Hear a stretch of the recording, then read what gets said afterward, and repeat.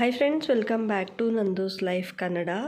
ನಾನಿವತ್ತು ಬೋಂಡ ಮಾಡಿದ್ದೀನಿ. ಏನರಲ್ಲಿ ಅಂತ ನೋಡ್ತಾ ಇದ್ದೀರಾ. ಇಷ್ಟು ಚೆನ್ನಾಗಿದೆ ಏನರಲ್ಲಿ ಅಂತನ. ಹೂಕೋಸಲ್ಲಿ ತುಂಬಾ ರುಚಿಯಾಗಿರುತ್ತೆ. ಹಾಗೆ 5 to 10 ಮಿನಿಟ್ಸಲ್ಲಿ ಕೂಡ ಮಾಡ್ಕೋಬೋದು. ತುಂಬ ಸಿಂಪಲ್ ಇಂಗ್ರೀಡಿಯೆಂಟ್ಸ್.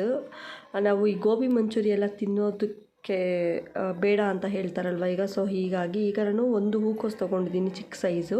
2 ರಿಂದ 3 ಸ್ಪೂನ್ ಕಡಲೆ ಹಿಟ್ಟು ಹಾಕ್ಕೋತಾ ಇದ್ದೀನಿ. ಹಾಗೆ 2 ರಿಂದ 3 ಸ್ಪೂನ್ ಅಕ್ಕಿ ಹಿಟ್ಟು, 2 ರಿಂದ 3 ಸ್ಪೂನ್ ಕಾರ್ನ್ಫ್ಲೋರ್ ಕೂಡ ಹಾಕ್ಕೋತಾ ಇದ್ದೀನಿ. ಇಷ್ಟನ್ನು ಹಾಕಿ ಮಿಕ್ಸ್ ಮಾಡಿಕೊಂಡು ಈಗ ನಾವು ಸ್ವಲ್ಪ ರುಚಿಗೆ ತಕ್ಕಷ್ಟು ಉಪ್ಪು, ಹಸಿಮೆಣ್ಸಿನ್ಕಾಯಿ, ಬೆಳ್ಳುಳ್ಳಿ, ಸ್ವಲ್ಪ ಪುದೀನ ನಾನು ಮಿಕ್ಸಿಗೆ ಹಾಕಿ ಇಟ್ಕೊಂಡಿದ್ದೆ.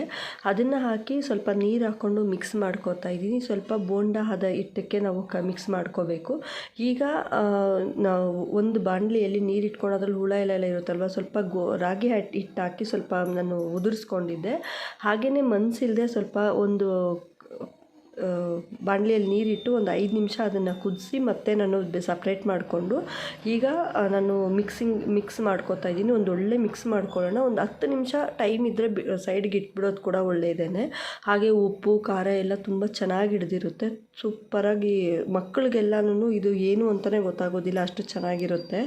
ಈ ನಾವು ಆಚೆ ಸೈಡ್ ಹೋಗಿ ಗೋಬಿ ಮಂಚೂರಿ ಎಲ್ಲ ಕೊಡಿಸೋದ್ಕಿಂತ ಇದು ಬೆಟರು.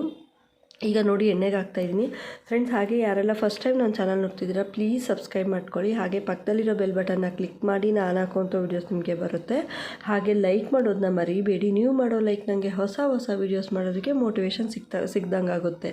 ಐ ಹೋಪ್ ಎಲ್ಲರಿಗೂ ಈ ವಿಡಿಯೋ ಇಷ್ಟ ಆಗಿದೆ ಅಂತ ಅಂದ್ಕೋತೀನಿ. ಇಷ್ಟ ಆಗಿದ್ರೆ ಲೈಕ್ ಮಾಡಿ, ಕಾಮೆಂಟ್ ಮಾಡಿ, ಶೇರ್ ಮಾಡಿ. Thank you so much.